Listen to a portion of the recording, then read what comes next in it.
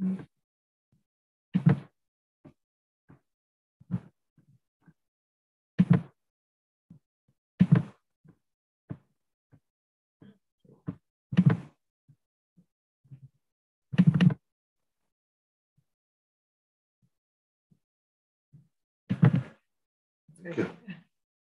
Great. I think we're far enough away from you, aren't we, to be able to wear no mask. Hi, everybody. My name is Yvonne Crotty and Margaret Farren, and we're both working in the Centre for Innovation and Workplace Learning at Dublin City University in the Institute of Education. I suppose we're coming from a secondary post-primary background, originally having taught there myself as a music teacher and in English and music for over 15 years before coming to the higher education. And Margaret was working in Belgium as a computer teacher. So, you know, we're coming from very much having entrepreneurial, trying to take risks with our students, you know, to impact change in a positive way. And a lot of the time, you know, on a very, very tight budget. So if you wanted things to happen, you had to make them happen. You couldn't say, no, we haven't got the money first. So we make it happen by actually coming up with maybe innovative ideas and getting the community to work with us, because we wanted to make sure that we happened.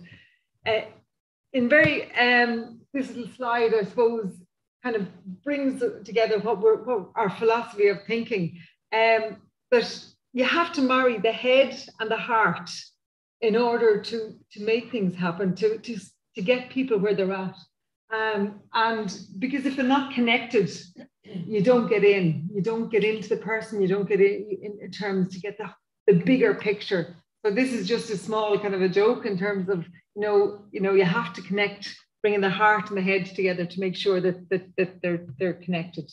And how are we doing that? I suppose, how are we bringing and making it happen at higher level education in DCU?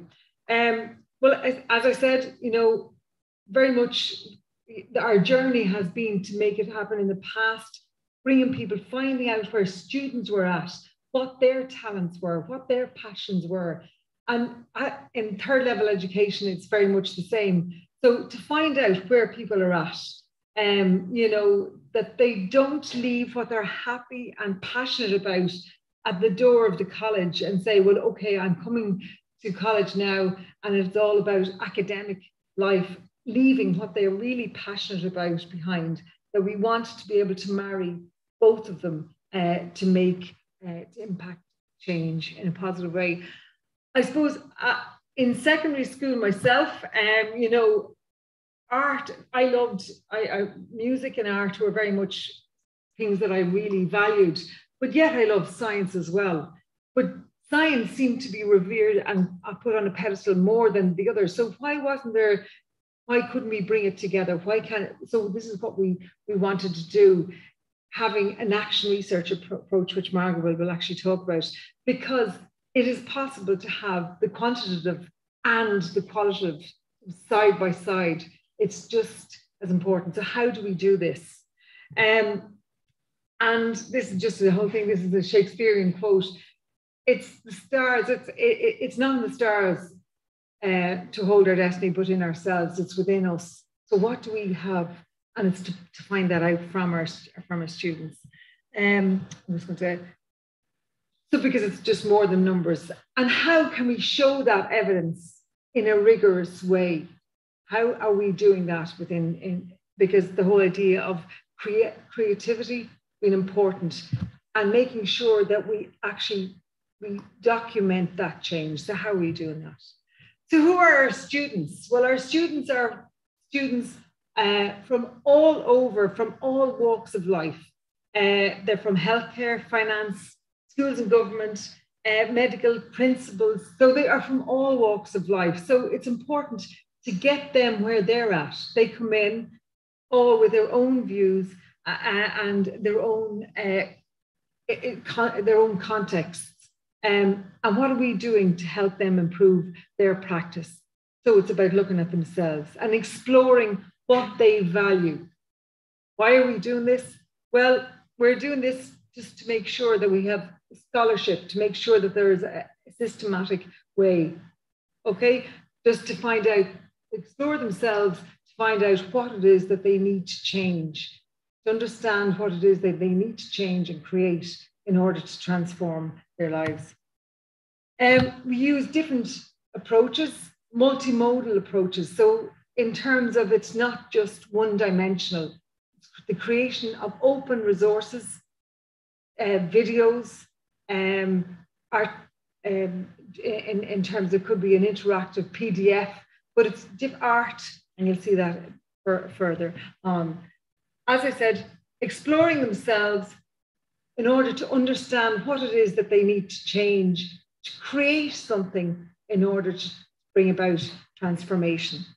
We do this using an inquiry-based learning approach. Why? Because we want our students to answer the questions, to look at themselves, because they have the answers within themselves. But very often when they come to college, they think that the answers are with everybody else. But so it's guiding them, leading them in a way that actually lets them gain confidence within themselves to actually to bring about change, so that the answers are within themselves, and helping them to guide them in the process. This next video is one such, it was a science teacher in a school that wanted to actually introduce inquiry-based learning to not only the students, but to bring about a culture of inquiry-based learning amongst the staff, that they would start to have a ripple effect. So he created this, this video as part of his work, and I'm just going back, yeah, as part of his work for his thesis. And we'll just play a little bit of it if it can actually. No.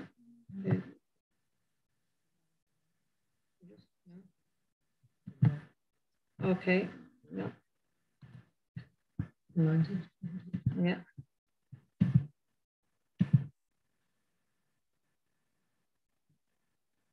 Because you might have to help me here. I don't know how to get back to it. It's gone to a different link. It's gone into Apple Mac.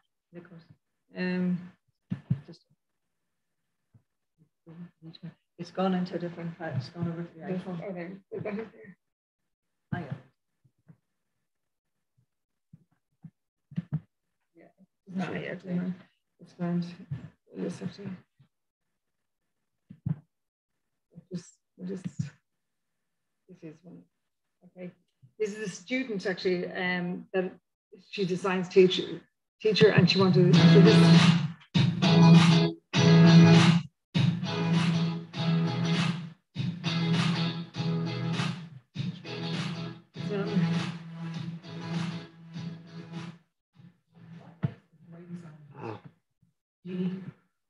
Because we're live streaming on YouTube, oh, we cannot share it. Sorry for that. Okay, but anyway, just to explain it, it's an explanation of the 5 stages of inquiry-based learning, and she did it. She created, never used video before the masters, but she has the contents, so she knew the contents.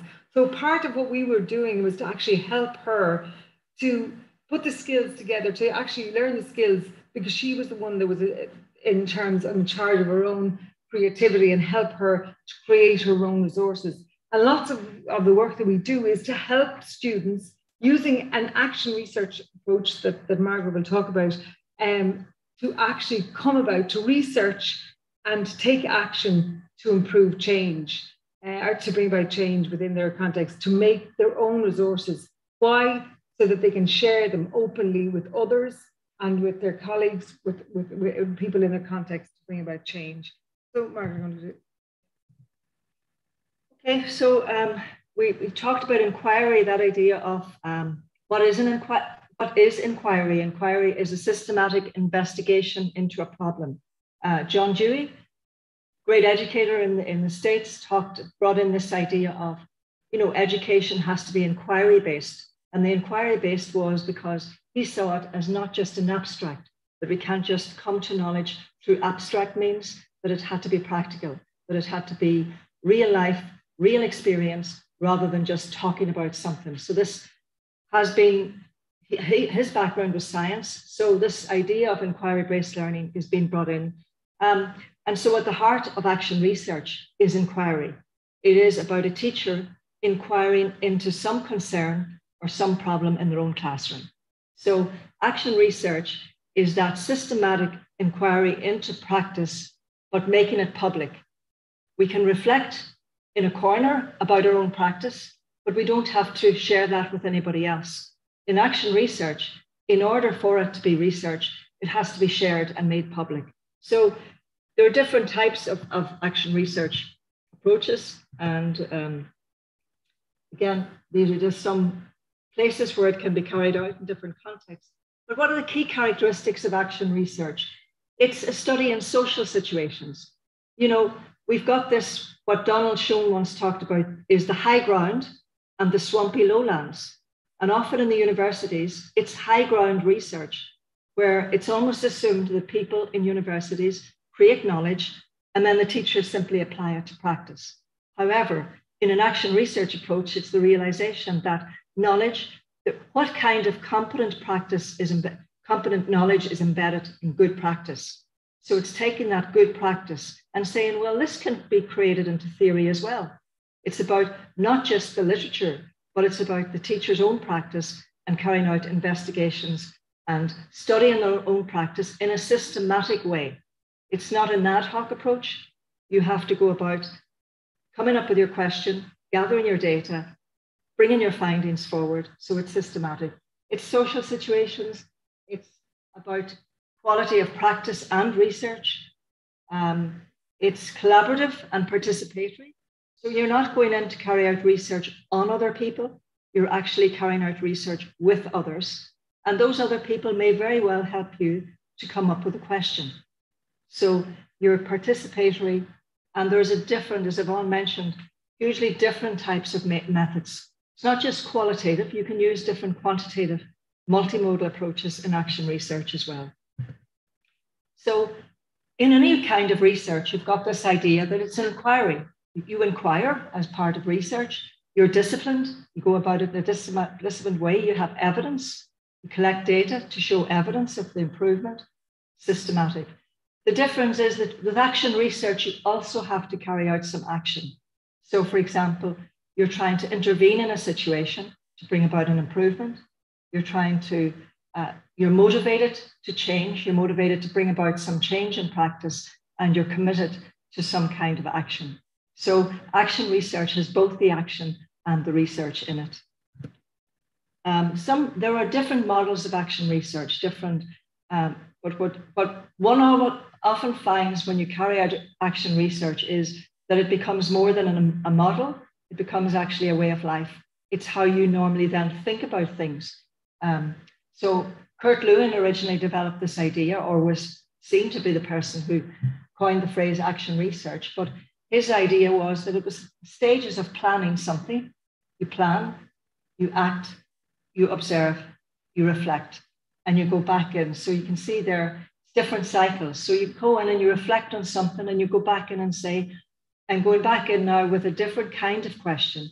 I'm going to refocus my question to see if I can gather further data. So it's a cyclical approach where you're all the time going back and forth, planning, acting, revising, reflecting.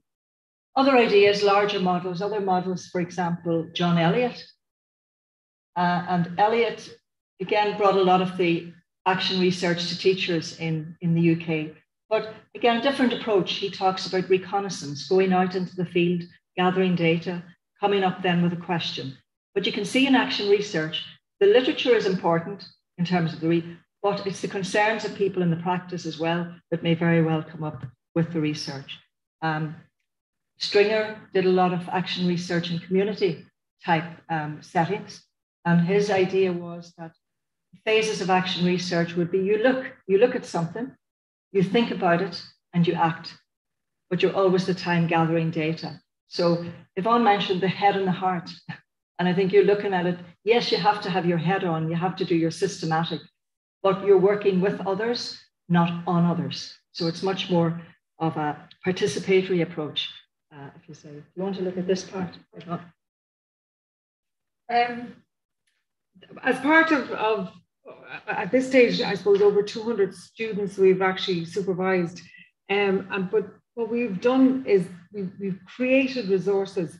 A lot of those students, part of their research would have been creating resources, making videos, making websites with lots of different,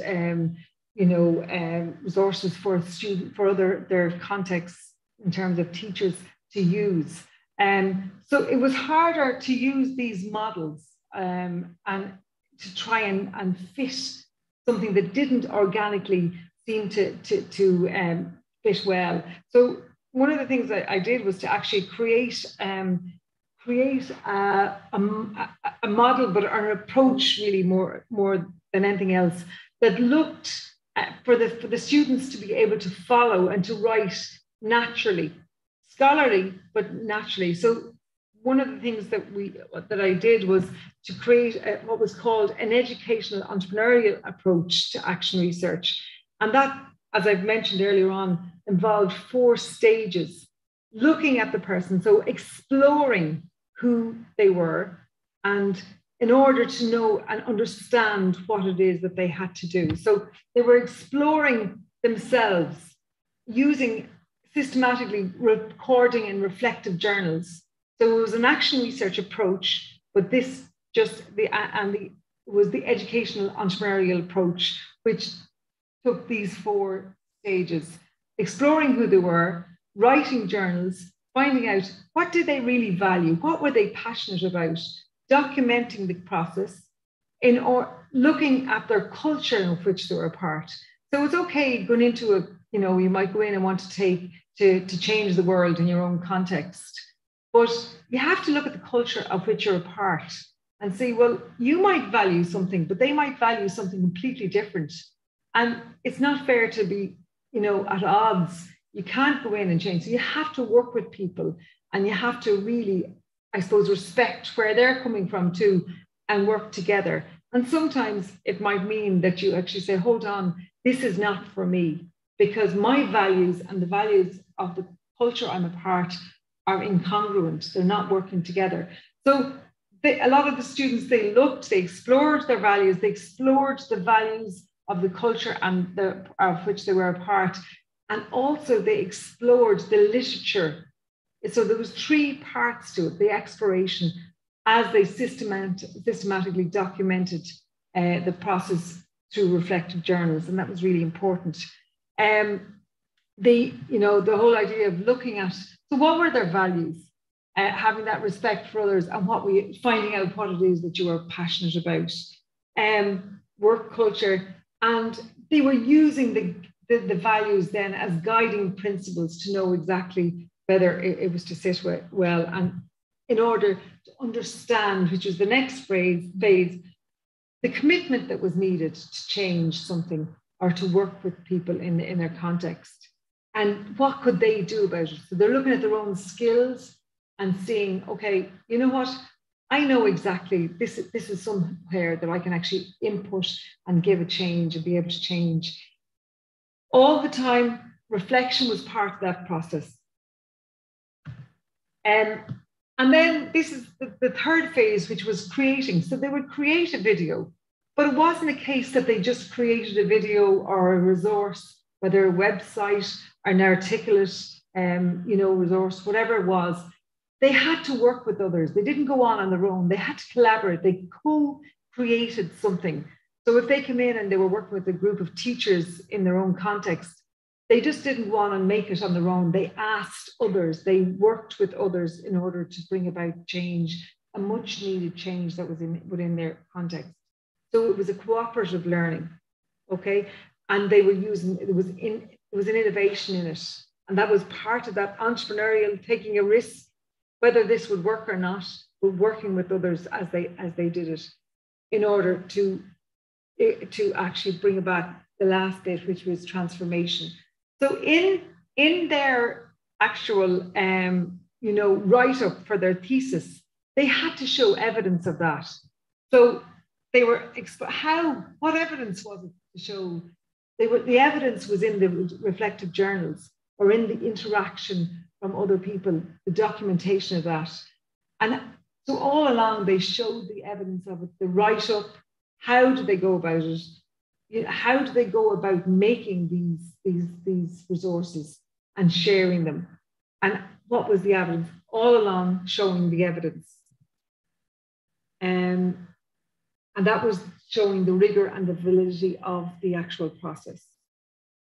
Because you need to be able to document it in order to have that rigor that was, I suppose, previously associated with the scientific approach. So yes, it was very scientific in its approach, being able to show that. Right? Just before this is one of my students actually was working in an organization called the Gaelic Athletic Association and was an artist. So I asked him to, as part, he was passionate about art. So each one of those paintings, because he did that, is actually his interpretation of this approach. So I asked him to actually, so it almost unlocked for him his interpretation, was able to write about it then afterwards as a result. So the whole first one there, exploring, you see, in terms of the I, exploring who am I? The whole idea of the second one, which is the boots, Piaget, the whole idea about understanding, experiencing, walking in his shoes. Then the whole idea there of creating the reflection, the swan, and by actually looking the swan, the signal, the ugly duckling, and the swan changing. So through the reflection, there was a change. And you also see in the middle there, the whole idea of the reflection. The bike here, that's taking the risk as a young child, and that's very much associated with entrepreneurship, taking that risk.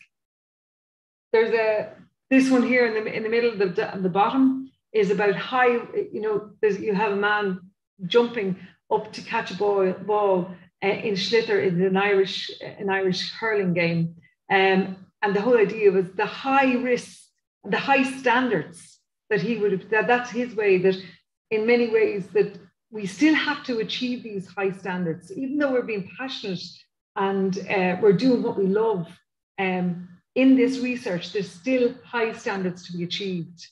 And then the last one here, just in the bottom left-hand corner, is that he's holding on to a teddy and I suppose a little cuddly toy. And that's the whole thing about safety. All of this is done in a safe environment. So that was the whole idea there of exploring, understanding, experience precedes understanding, Jean Piaget, creating, we're constructing our learning. And that's the whole idea. There, the risk. I would let you go. No, yes. Okay. I think we're finished, time-wise.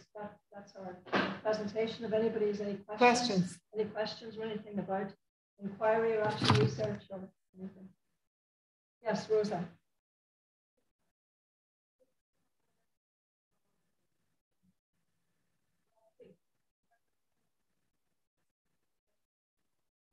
Yeah.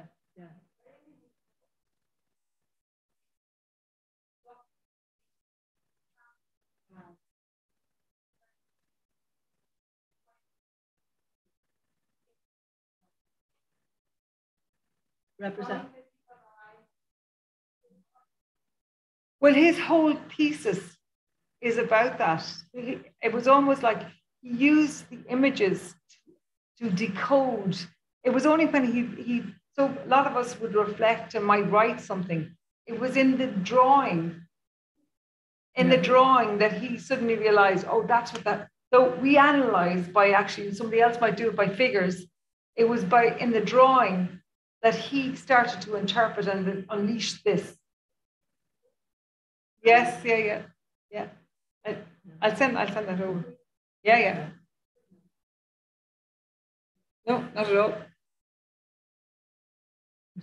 Okay, any other questions? Anyone else? Yeah. As I say, there are some research, like visual research, but this is where, you know, it's linked to the research, the writing and the image, not just separately. Okay, thank you. Thanks. Thank you so much. Thank you. So, one moment. I will observe presentation. We will continue with a speech I feel very close to, the use of self-reflection tools in schools. I have the pleasure to introduce Professor Franz Pochter and Dr. Catherine Contatti from the University of Bayreuth in Germany, who are going to present their findings of using self-reflection tools in schools around Europe during the activities of the Reflecting for Change project. The floor is yours.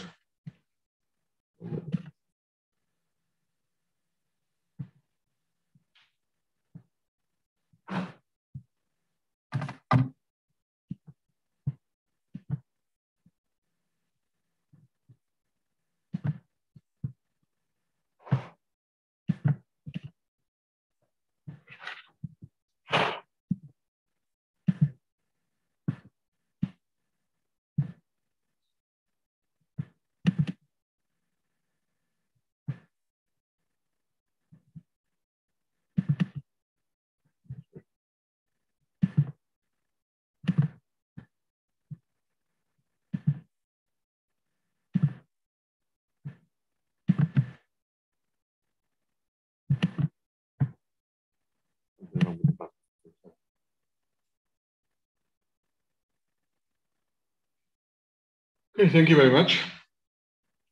We jump to a quantitative topic, which is the outcome of the European project Reflecting for Change, which is just finishing. And we are presenting some results of the assessment work package. And I presume that you have read the announcement of the Eden Conference, which I show in this slide, that self-reflection is a big issue, but measuring self-reflection is an even bigger issue, because measuring always means you have an instrument which is valid, which is reliable, and which could be easy applied. This is a picture out of the design of the Reflecting for Change project. And we are just focusing on this number 2. That means there was a whole process, how openness was provided, how openness was assessed, and how openness was done during a complete school year.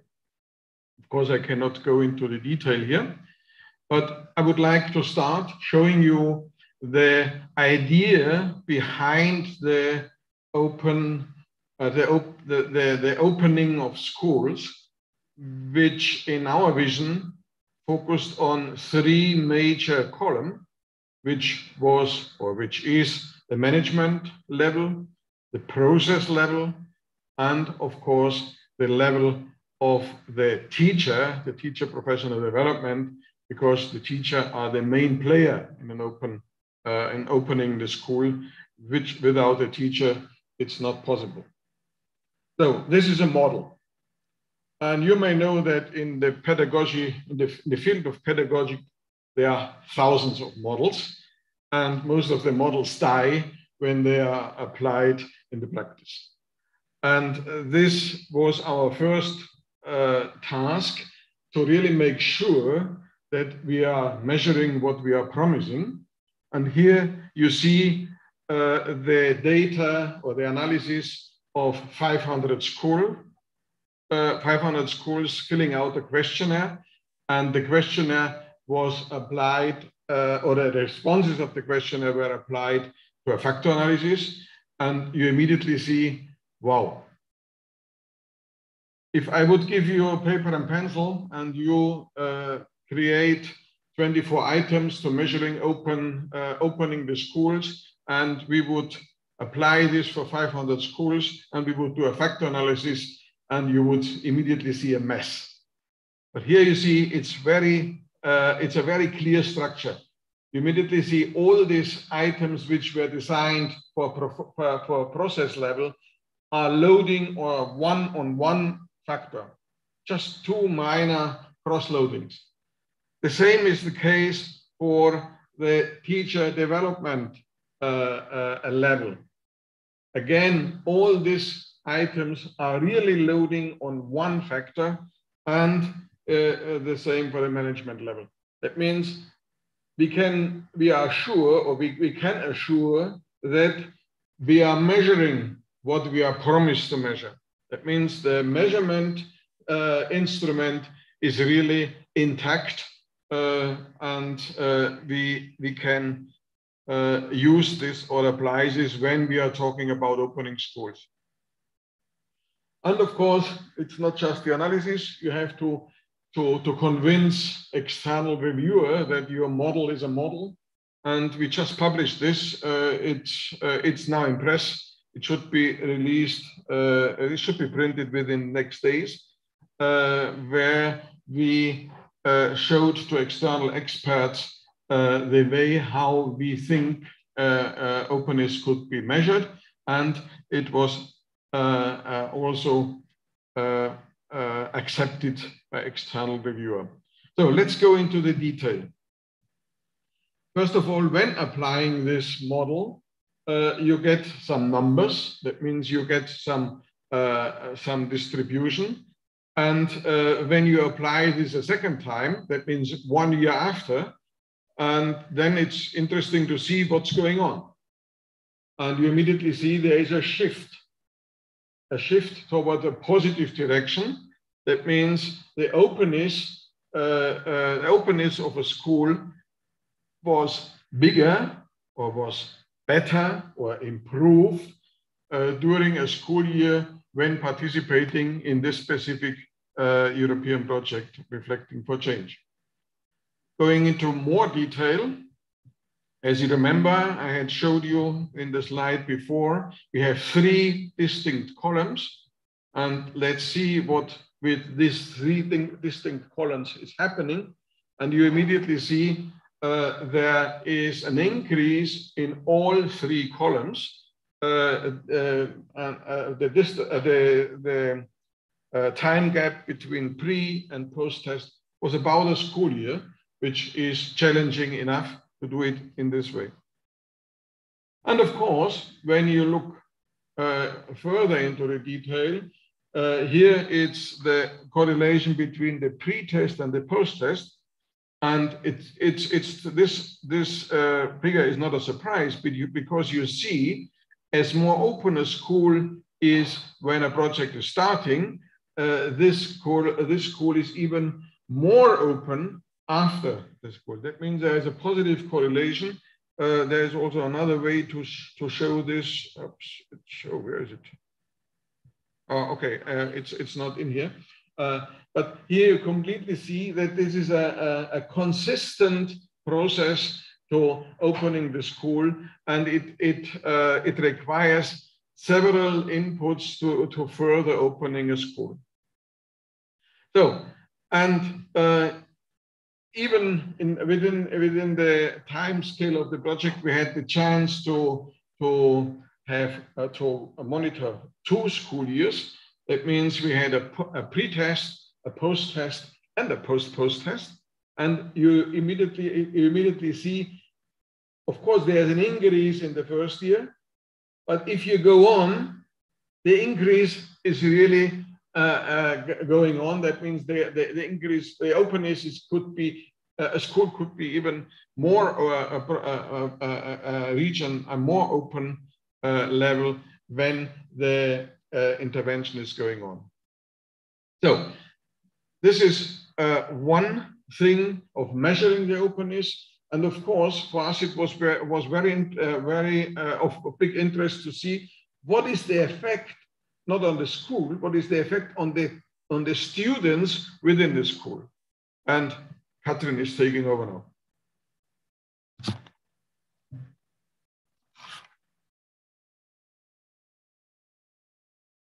Hello, thank you.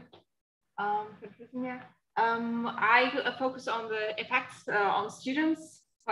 Opening a school, just to open school, it's la la, but we're interested to have positive effects on students. And some teachers may think that probably is of no effect or even minor effects. And I will introduce you how we measure these effects of students. We applied 2 questionnaires, quantitative questionnaires to students before the implementation of the project started and after a school year. There are 2 tools we applied. The first is the Science Motivation Questionnaire. It has several questions asking for students' interest and motivation in science education. I show here a factor analysis as Franz just introduced you to you. And we have 5 factors. The first factor, I think it is. Yes. The first factor is career motivation. There are 5 questions about science education. It's important to me because I'm interested in a career in science, for example.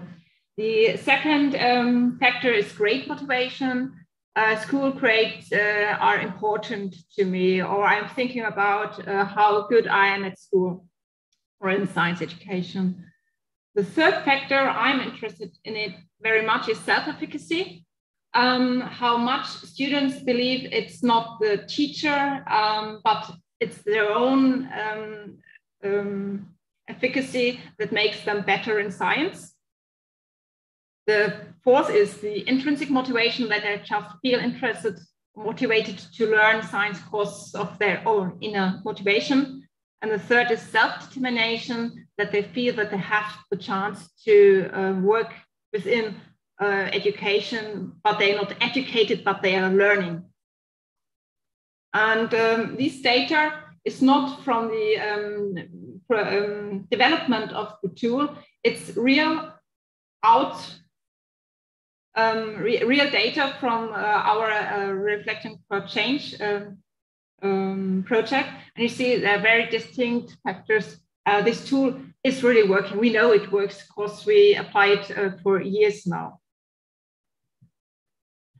Here I introduced to you the changes over the time of science motivation. The blue are the pre-tests before the implementation, and the red are the post-tests in all these 5 factors. And the Wilcoxon test shows that they are all significant, and especially self-determination and shown there? No, not shown there. Here on the left hand, you see that the set factor is about 9. So the self-determination and self-efficacy increases quite a lot.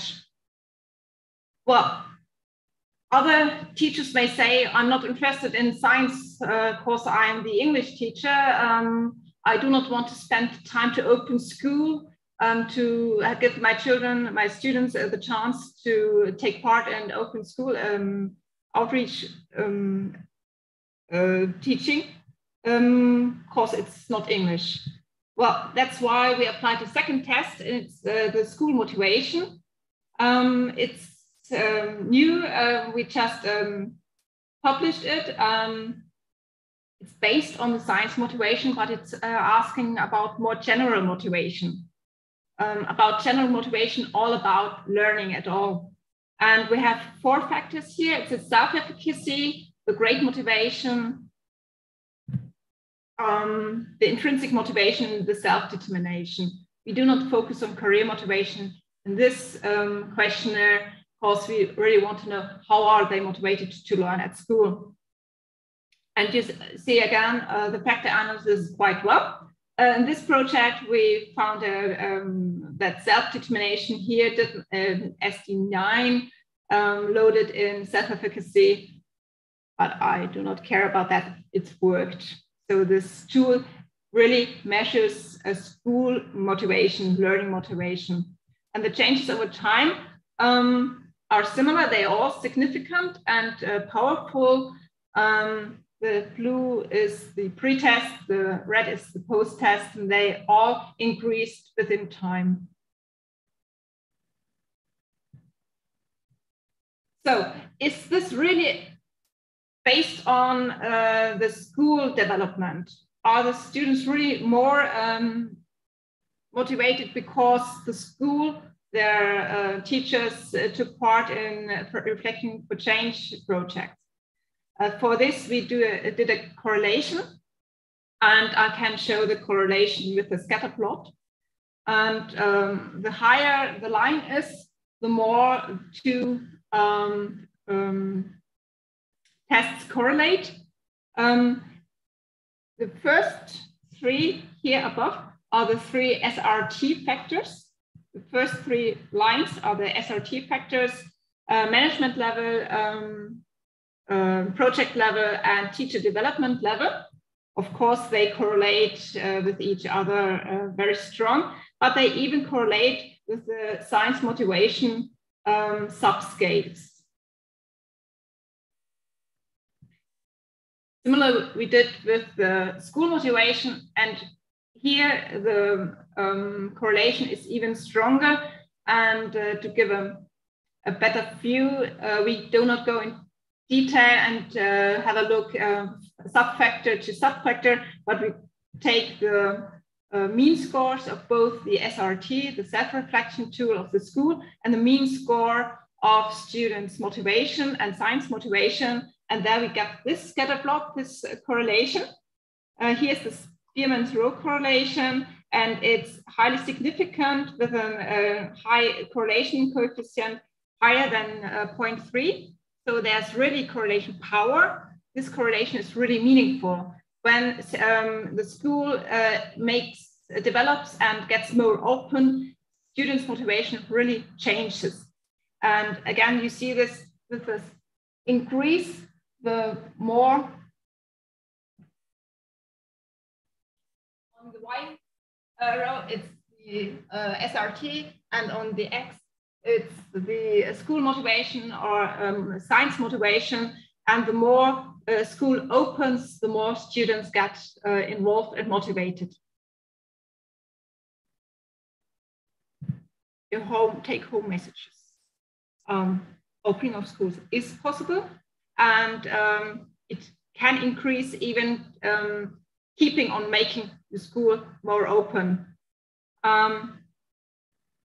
And intervening, the openness of schools is intervening with students' science motivation and even with their overall learning or school motivation. Have you got any questions to us?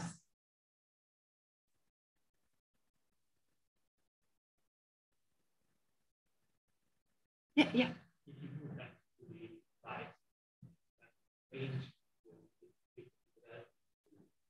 Red and blue, this one?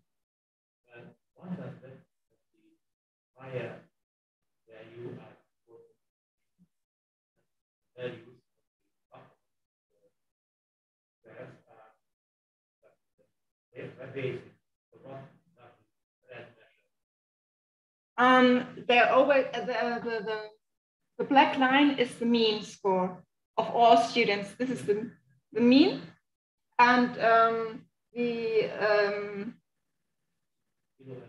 yes, it's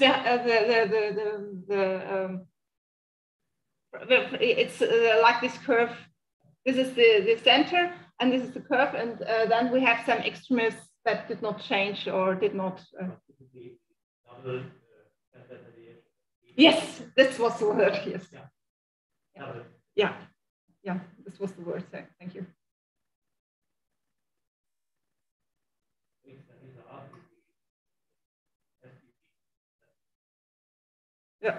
Yeah. This, as we have a large amount of students, this figure does not really show the changes that strong as they really were. Because we could reach many students that were not motivated at all, and they became motivated. But there's somehow a ceiling effect. They cannot become more motivated, or they are lying. The subscales, the question is only about 1 point to 5 points.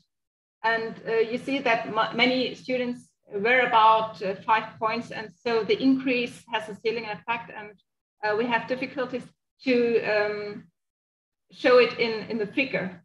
Also, the data is clear, that's highly significant.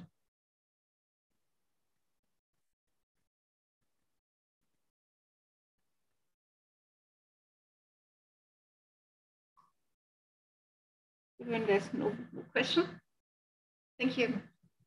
Thank you so much.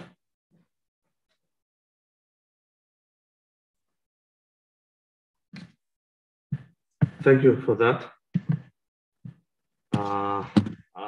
We have been talking about open and digital mature schools.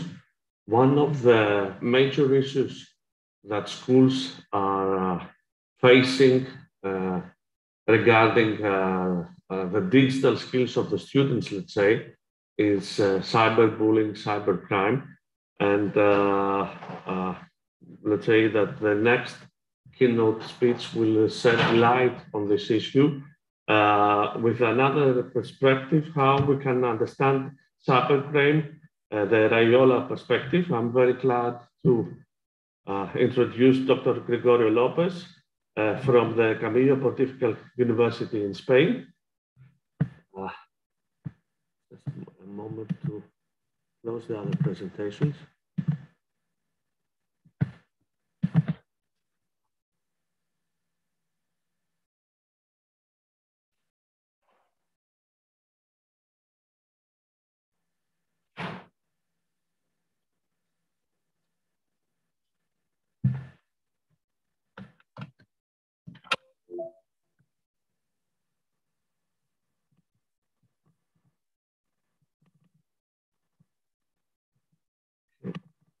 Now we can share the screen.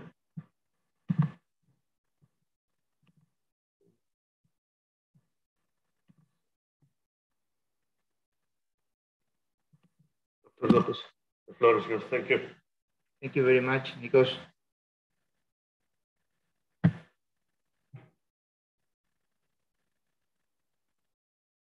Good morning, everybody. My name is Gregorio Lopez. I work as assistant professor at Universidad Pontificia Comillas in Madrid, Spain. And I'm the coordinator of the H2020 project Rayola. First, I would like to start thanking EA for inviting me to deliver this keynote in this very interesting and needed conference. My keynote will be about the Rayola project, but let's start from the beginning. So, you know these guys over there? These guys changed the world. They are responsible for the nowadays internet-based information society, at least from the technical point of view. From the left to the right, you have Claude Shannon. He established the theoretical limits of digital communications. Cerf and Khan, they developed TCP/IP, the protocols that rule the internet. And Tim Berners-Lee, who developed the World Wide Web, the application that made the internet a mass phenomenon. And you know these other guys? Yes, they also changed the world, right? Microsoft, Apple, Google, Facebook. But did they change the world for the better or for the worse? Well, as we will see, we have the two sides of the coins. Nowadays, we have tons of information available online available for almost everybody. We have not only recovered the Library of Alexandria, but we have put it available for almost everybody. And as an Spanish entrepreneur says, in the 21st century, we can do something that it was impossible in previous centuries. We can have dinner every night with a genius. You just name it, you type it in YouTube, you will most probably find a video where he will tell you something interesting. And you can also find in YouTube channels from normal people that share the knowledge that are really impressive. However, you may also find inaccurate information or incorrect information, either intendedly or unintendedly. Nowadays, we live also more connected than ever, at least virtually, right? Because sometimes we are not so connected physically.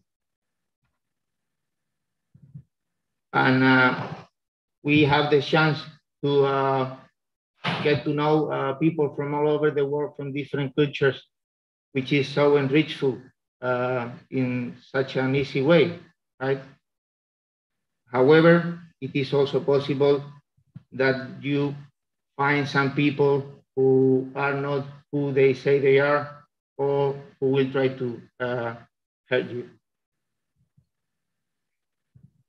And what is the roles of minors in this new age? How do they develop themselves in this new digital online society? Do we take care of them in this online world as a society? Well, this issue has been on the table, at least here in Europe, for more than a decade. I think that the reference project in this sense is the European Union Kids Online, which is led by Professor Sonia Livingston from the London School of Economics. They have been working in these topics, as I said, for more than a decade. And I mean, do we have to take care of this only because they are minors and they are our future, and they are not aware of the risks and threats that are online, the same way that in many cases they are not aware also in real life? This is a very good reason, but another reason is that in this report from UNICEF from 2017, they stated that they are that 1 out of 3 internet users are younger than 18 years old, so they are minors. So it is not only important because it is important, but because they represent such a big population segment in the internet. This report is really good. I strongly recommend you to take a look if you are interested in the topic. I will go very quickly through the table of contents. We will see again the two sides of the coin. In the first chapter, they focus on digital opportunities. And as you can see there, education and learning in the digital world is at the very beginning. And they focus on the benefits that this new world, new society brings to minors. Then they focus on the risk of not being connected, the so-called digital bridge, right? What happened with those kids that don't have access to internet, to all these online opportunities. But then they put the focus on digital dangers. And as you can see there, They mentioned cyberbullying, as Nikos was saying before, and online child sexual abuse and exploitation, and as two key topics related to this.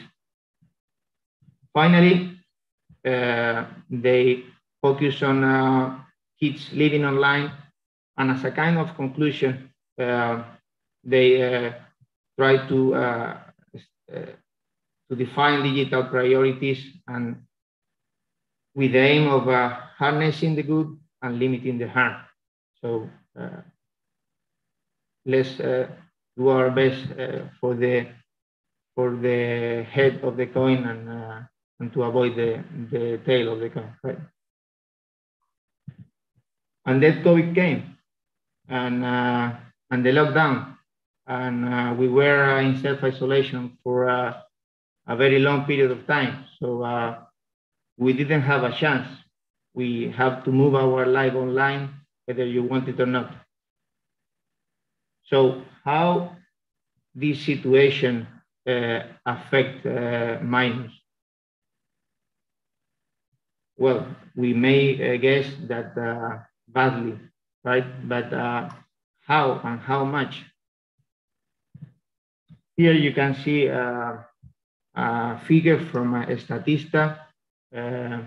It's about children and teens from the United States who spend more than 4 hours daily using electronic devices before COVID in blue, and during the COVID pandemic in dark blue or black. You can see that it went double,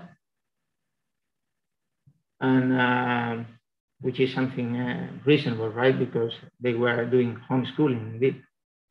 But if they are more time online, it sounds also reasonable, thinking that the risk will be also higher, right?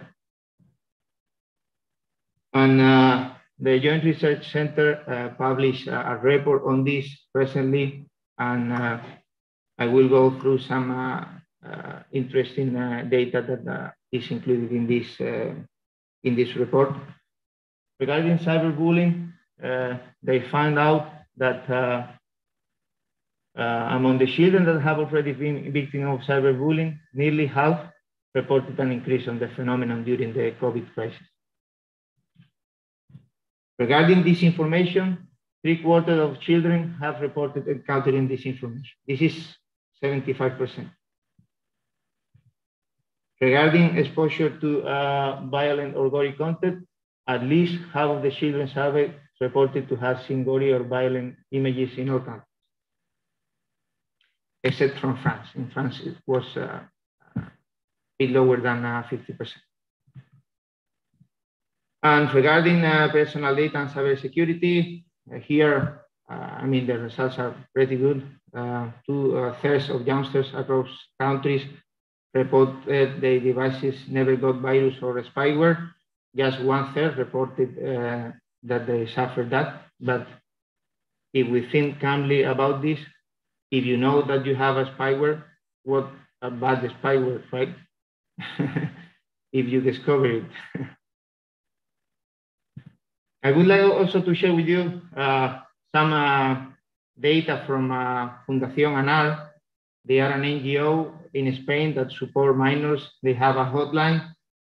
So they publish a report comparing the data from after COVID and before COVID 2019, using their very own data from their hotline. And they realized that grooming cases increased by 60% compared to 2019. Child pornography prostitution cases increased by 40% compared to 2019. And how does all this affect minors? Well, very badly. You can see there that the psychological sequelae increased dramatically. Anxiety increased by 280%. Suicidal ideation, 244%. Low self-esteem, 200%. Depression, sadness, almost 90%. Eating disorders, 826%. Self-injury, 246%. So in my opinion, this is definitely the best big thing, the next big challenge in this domain. And UNICEF also agrees with me. Indeed, the report on the state of the world's children 2021 is focused on mental health, minors' mental health. So what can we do to tackle such an important problem? Well, we can focus in either one of the two sides of the coin. We can try to combat cybercrime and cybercriminals,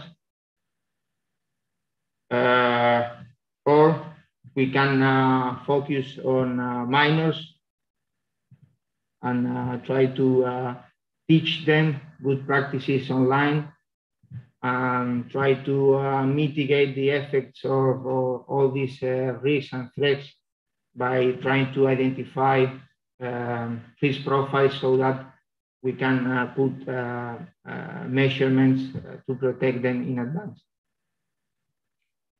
And this is a better way to do so than by playing. I mean, kids have learned by playing since centuries, right? So this is indeed the approach of the Rayuela project. Now, first I have to explain you what Rayuela means in Spanish. It means hopscotch, this kids game. And it's also a well-known novel from Julio Cortázar. It was very disruptive when it was published because you can either read it linearly or you have also the chance to read it following like a different path.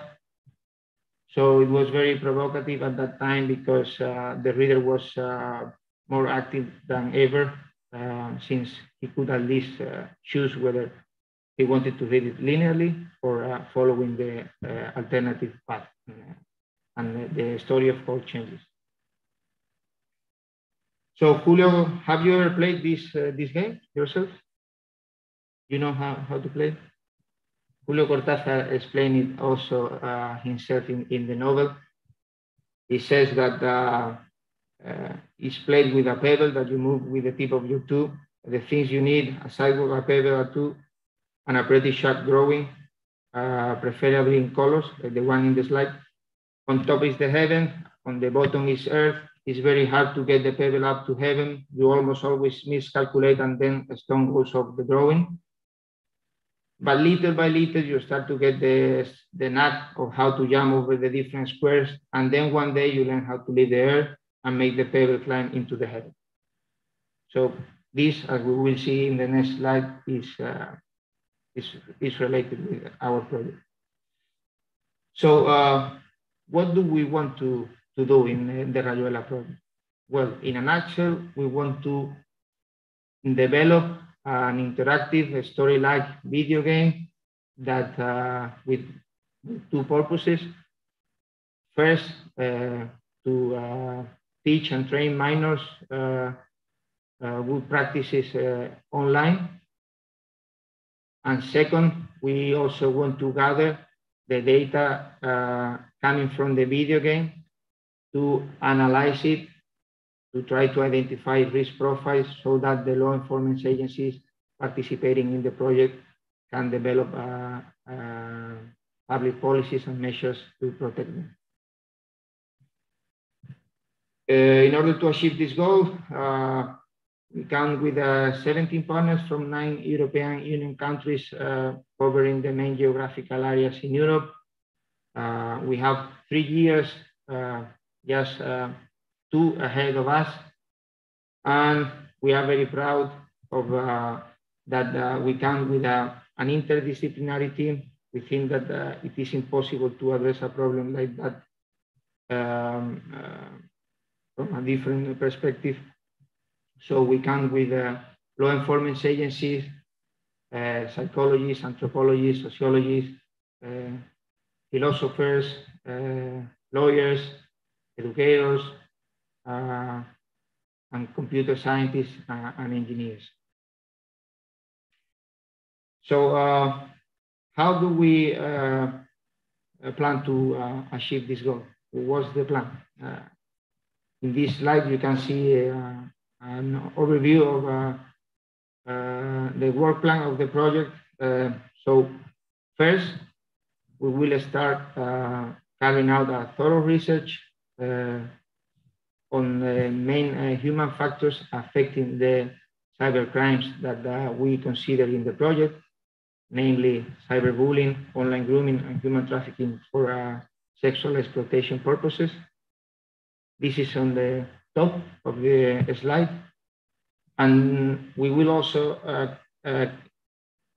we have also carried out, because this has been done during the first year of the project, we have also carried out a thorough research on the technological risks and threats associated to the IoT connected devices that minors widely use, such as wearables or smart personal assistants. So now that we have the main findings from this research stage, we plan to translate them into the video game. So the idea is that the video game will have different adventures where the topics that I have just mentioned will be addressed in a subtle way. The player, the user, will face different situations and will have to make decisions. Depending on their decisions, they will end up in a risky or safe situation. If they end up in a risky situation, they will have the chance to try it again until they reach a safe situation. So this way, they will learn good practices online themselves. And as in the Cortázar novel, the story depends on the decisions they make. And as in the Rayuela game itself, in the beginning, they may not be able to end up in a safe situation, but little by little, they will learn how to do it. And they will do it in a risk-free environment, which is something really important.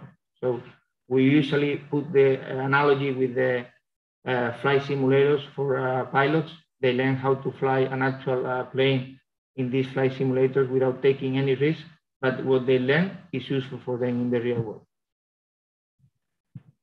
Then we will carry out validation of the video game. First, it will be focused on improving it based on the feedback provided by the minors themselves. And then it will be more focused on gathering data for the data analysis that will be carried out afterwards. This part of the project is led by EA. And finally, we will analyze all the data. We will interpret it all together with the law enforcement agencies, with the psychologists, anthropologists, sociologists, the educators, the philosophers, the lawyers, and we will translate it into public policies. We think that this is really important, that we don't end up in the results, but that we do an effort to translate these results in policies that have an actual impact in European society. And of course, the key in the project are definitely the minors. If we don't achieve to involve them, to engage them, we will do something. We will have done something useless. So this is definitely a key point in the project, and we are very confident that with the lead of our colleagues from EA, everything will go smooth. So maybe you will be asking yourself, what is the heaven of our particular Rayuela? And we like to say that it's in order to contributing to make the internet a safer and better place for children. So we cannot change everything, but if we achieve just to make it better, I think that it will be such a great success. For that, of course, that we need help, and the community of educators will play a key role. So if they like the game and they embrace it and they use it in their environment, we will actually reach our target users, and we will actually have an impact on society, which is what we really want. So to finish my presentation, I would like to show you a video, like a trailer from the project. And you have there all the information if you want to contact me.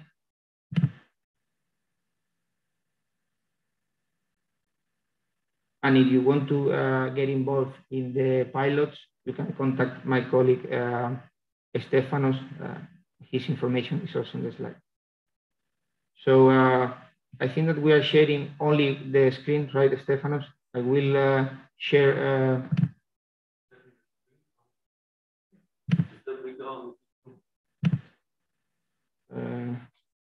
We cannot share.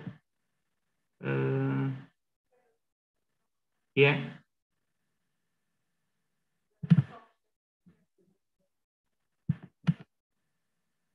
Okay. Have I stopped sharing? Not yet?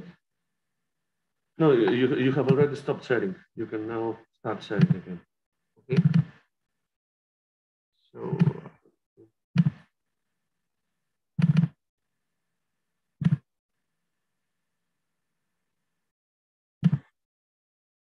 Advanced sharing options. Sure. And here I have to share the screen and also the sound.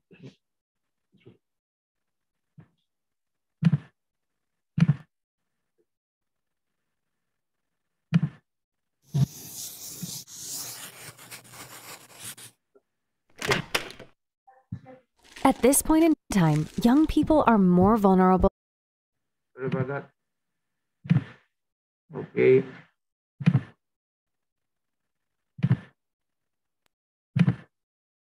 Okay, so you have to share the screen. With the share, with the sound. Okay. Why is not shown there? Because we're streaming to YouTube. Okay. We can see it here. And under greater pressure to be exposed to new dangers and risks within the online world. These problems are frustrating for them, and they are afraid to turn to someone, or they just do not know who to trust.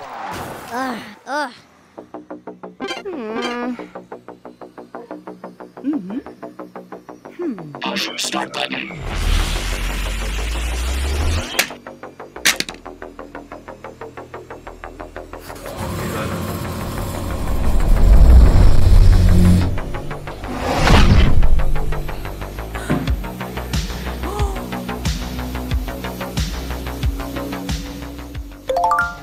Cyberbullying, an issue which is currently facing our character, is targeting young people and turning them into offenders such as cyberbullies who spread fake rumors, photos, or threaten classmates. Another group of cyberbullies are doxers who share and download private materials. Our main goal is studying cybercrimes in depth to produce a video game with realistic adventures so that young people will learn how to face similar problems in real life. By playing Rayuela, they will be educated about the benefits, risks, and threats of surfing the internet.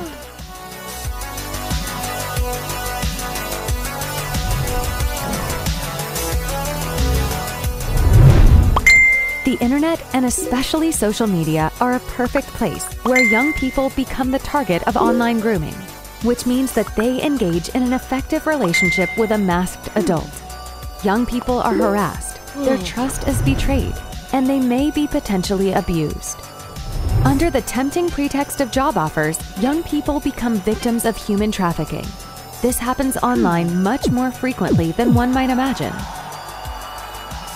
Organized crime groups use digital communication technologies to recruit people hidden under fake job offers for sexual exploitation.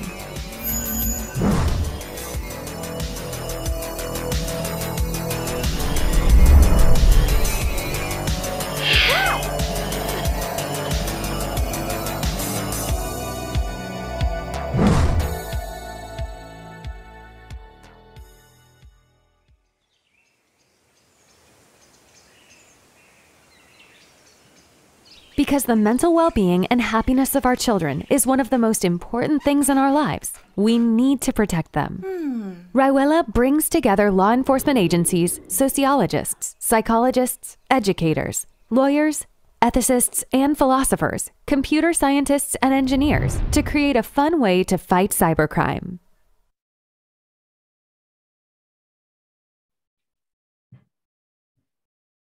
So,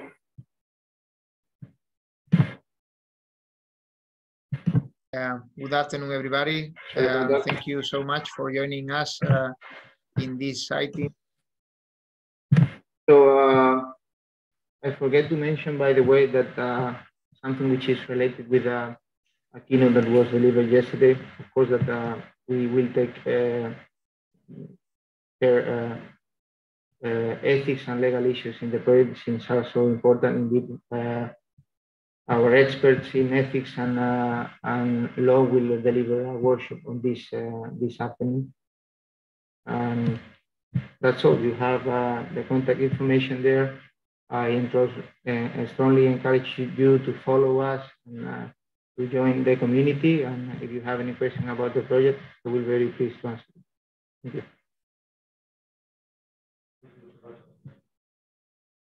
Okay, if there are no questions, I will ask you a favor, Nikos.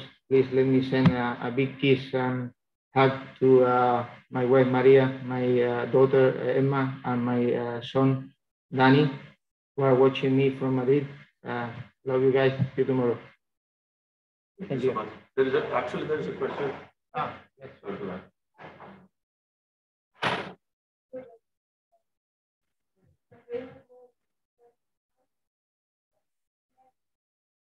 Yeah, we plan to translate it indeed. We celebrated the first year consultative meeting last Thursday, and this was something that was discussed. We will take care of translating it into Spanish, but it should be also translated into Portuguese, for instance, because Policía Judiciaria is participating in the project.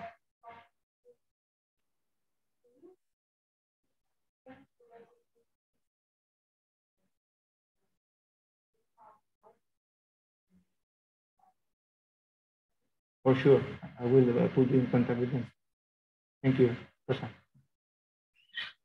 Thank you again very much.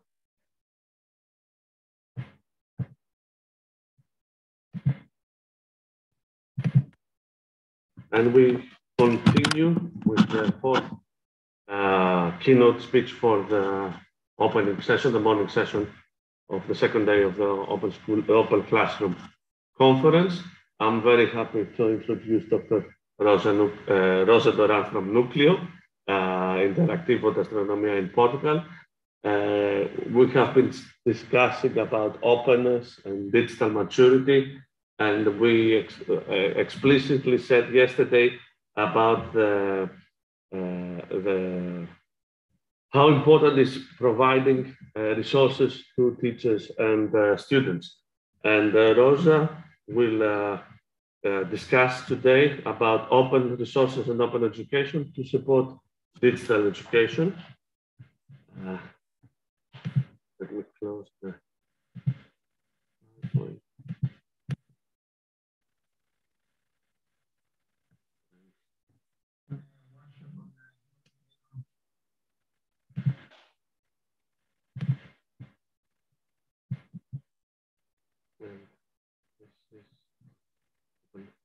What is it?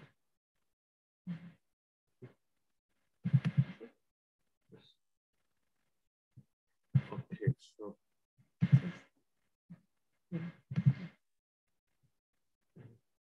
okay.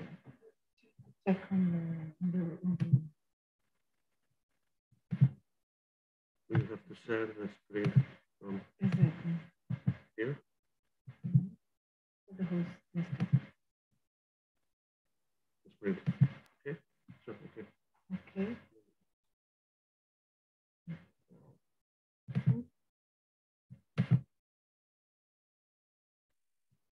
Okay, I don't know what people see on the web. Can you check? I I think I prefer that people see like this here and on YouTube. Good morning, everyone. It's a pleasure to be here. And actually, I think it's my first presentation live. I don't know, during this COVID time, I don't know how many presentations I've done online. And it's quite a different feeling to be live to an audience. So thank you, Nikos. I'm going to take out my mask so I can be more inclusive. So Nikos challenged me to present this open resources and open education to support digital education. And I thought it was indeed a very good idea in the times we are living in. So I tried to think what was, actually I put a year here, but it's more than 1 year for a teacher under COVID times. And knowing a lot of teachers, and I know so many teachers that I'm in that stage that I cannot put names and faces and countries and subject together. And at some point I was very annoyed, but now I feel very happy about it because you get to know many important things. One of them is that the worries of teachers, the love for teaching, their aims and goals are the same everywhere in the world. And when you talk to a teacher, they will always say, oh, I have a very dense curricula and I have to prepare my students for the final exam. And the problems are always the same. And but often the solutions are not always the same. But you always find the teachers want, of course, the best for the students. So you think, okay, now there's technology coming to schools, and there are, many schools that are being super well equipped. So students have computers, they have tablets, they have mobile phones. In some places, there's good internet, and so that's paradise for the teacher, right? Well, hold your thought.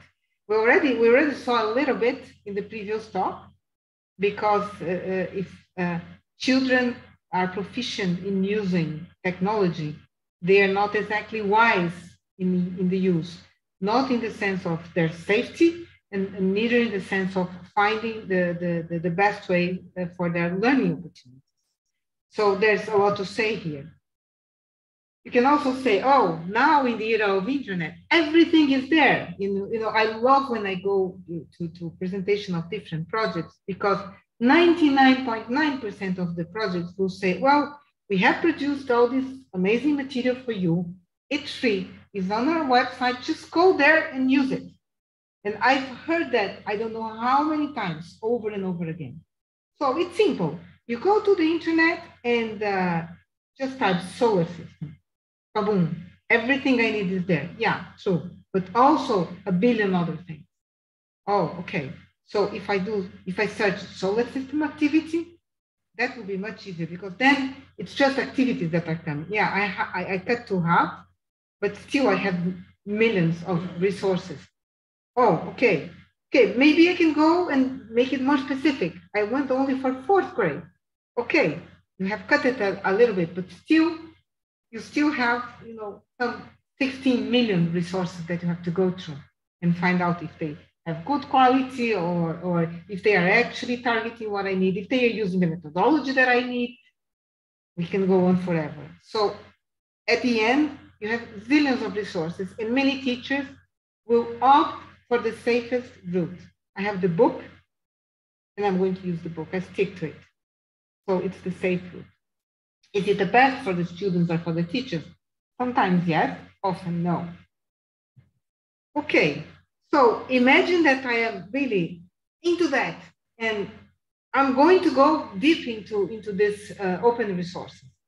So let me think. It has to be free, because I'm certainly not paying, and usually my school is not paying as well. But how do I know that the resource has good quality? And does it require me to install any software in my computer, in the school computer, because I don't have the permission to do that? Can I repurpose an existing material? So they say it's free, it's there, but it's all PDFs. I cannot edit a PDF. Does it fit the curricula? Has anyone used in any classroom? is there any support available if I bump into an obstacle? Is there anyone that can help me solve this? Does it have copyright? Do I know that I need to check for copyright issues? Did anyone use this before? I can go on with questions that might bump into the brains of the teachers. So the teacher will think, well, I should participate in training. And actually they say that here in Greece, they run a very nice training program for teachers, which is actually very true. So I should participate on it. And in the end of the day, they are already overwhelmed just by the thought that they have to, dive into the internet and discover what is good for them and for their students. So suddenly, those teachers that feel confident and comfortable in traditional teaching and using the textbook find a bug in their lives that is going to change everything. They now have to teach online. Their students are at home, they are in their homes, and they have to continue teaching. So what do I do? Well, some teachers do the simple thing. I have a blackboard in my house. I'm going to do the traditional thing I do, or I just share my PowerPoint, and we are there, children sitting in front of the computer for 8 hours straight, and we do the traditional thing, and it will work. Guess what? It didn't. It didn't work. Children stopped learning. They were not paying attention. They were not turning on their cameras. They were watching movies while they were also watching the teacher. So what do? I'm in trouble now. I need to rethink the way I teach. Or better saying, I need to rethink the way I facilitate learning. So all of a sudden, there was one good thing that COVID brought to light: the dirt under the carpet.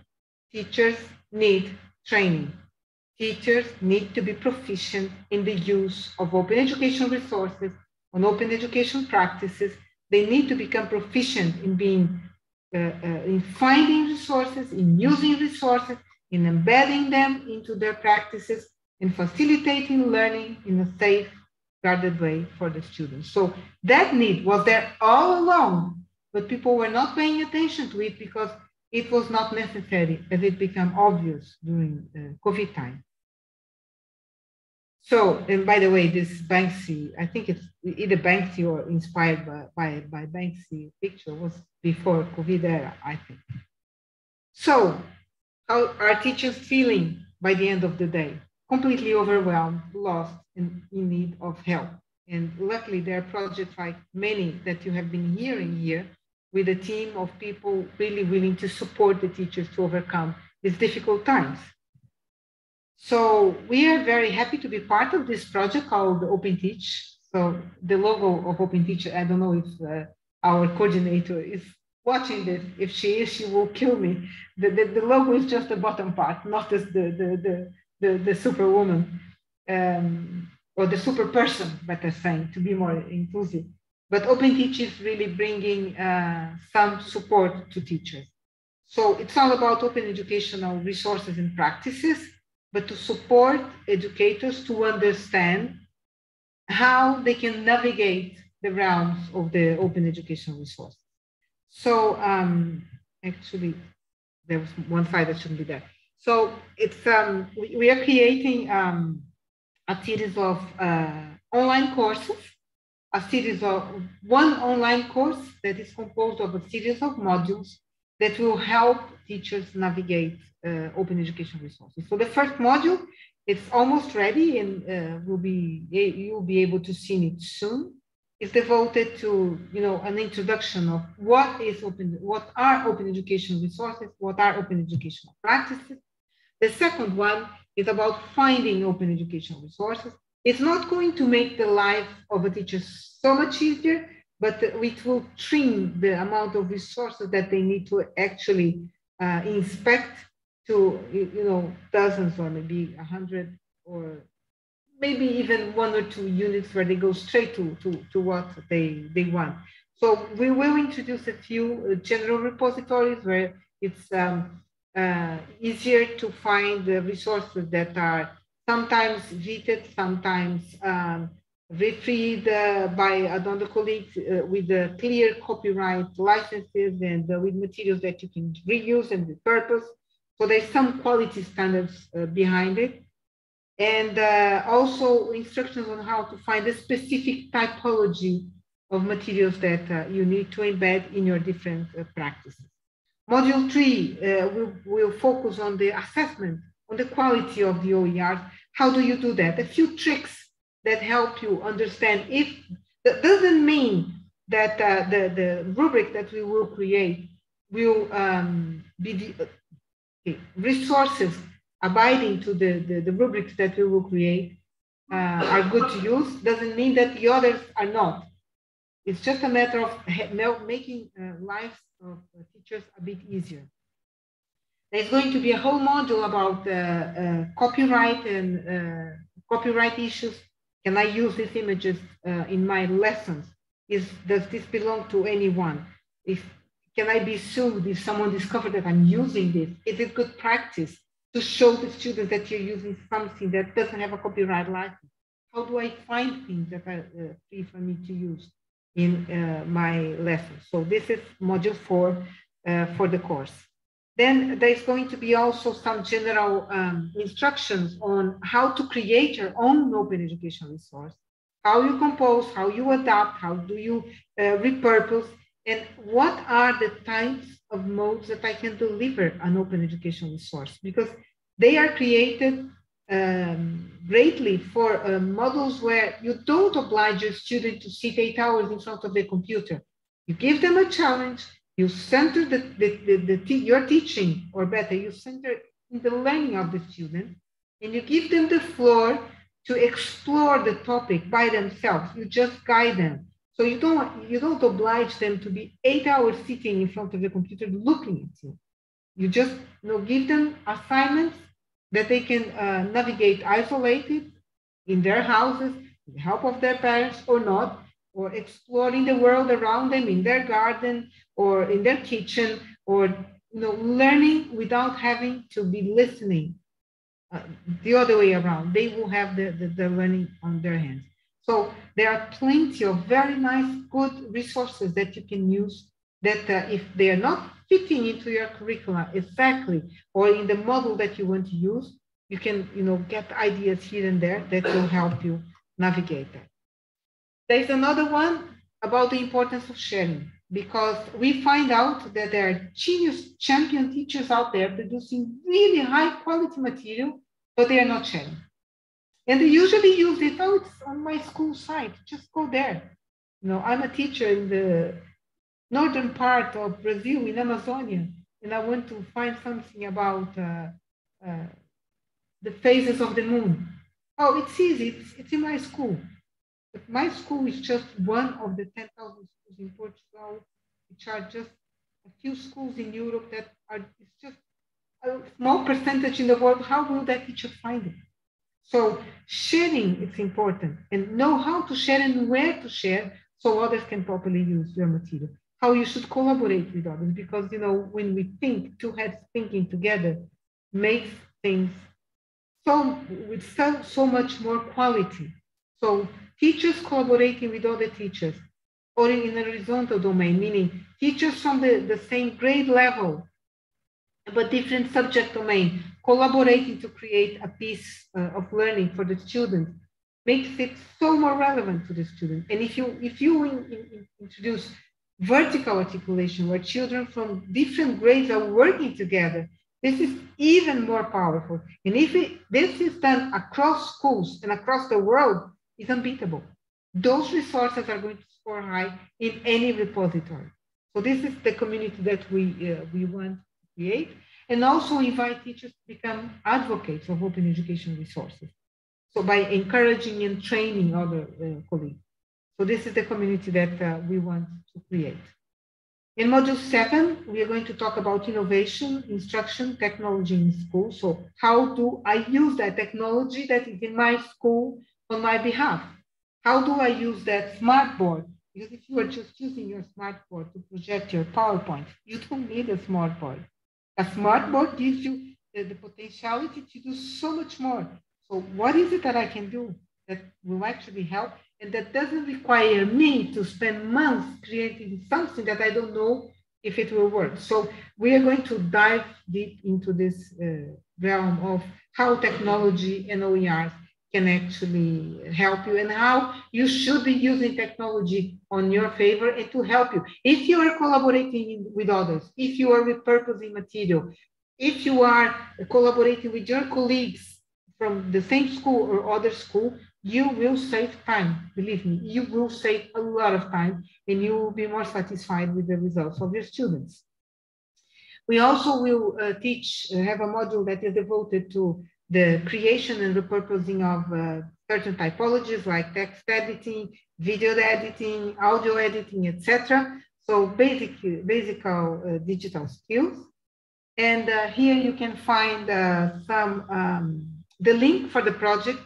We are calling for educators. We are willing to have people with us to support us making this course relevant and useful. So we are inviting you to participate in the project activities or to subscribe to the newsletter. You have the link if you are willing to do so. And you can also follow us in the social media. And before I finish the presentation, I would like to leave the final word. Being a teacher is one of the most important professions, if not the most important profession in the world. So teachers need all the support and assistance that they can have. Being a teacher is not an easy task. It's very demanding. It's not easy. And I have two final things to say to the teachers. If you need help, we are here to support you across and along the way. If you couldn't bother to take this advantage, and I know the teachers that wouldn't bother are not listening to me, but pass this message on to them. You're damaging society if you continue to be a teacher. So if you are a teacher, work hard. We are here with you. And if you need more information about the project, of course, you can talk to Nikos here. If you are in Greece, you have support in Greek. And if you are in Germany, you have support in German. If you are in Portugal, you have support in Portuguese. If you are in Spain, you have support in Portuñol. We have support in English for you all over the world. And I really thank and appreciate the opportunity. Thank you. I don't know if there are questions here or in the audience listening to us.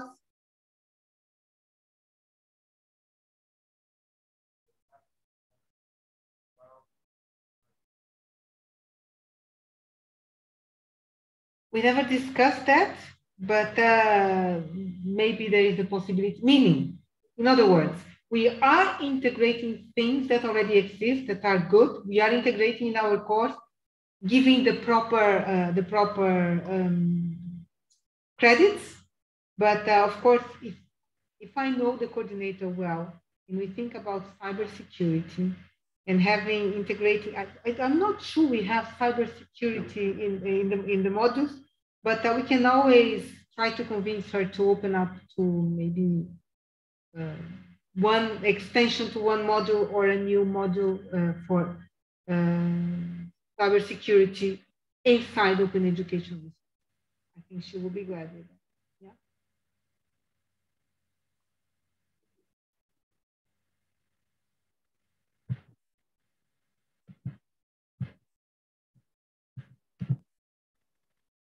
So thank you very much, Rosa. That concludes the morning session of the second day of Open Classroom Conference. The conference, there is a rich program today and also tomorrow. We will have a paper session right here in the amphitheater in 10 minutes and with Zoom around the world. And also our workshops are beginning. We are having a workshop on cybersecurity in 10 minutes. So I would like to thank all those of you being here in the conference room this morning and the people all around the world that they are watching on YouTube. This session is now closing. New sessions you can catch up on YouTube. Everything will be broadcasted live on the Ελληνογερμανική Αγωγής channel on YouTube. Thank you very much once more.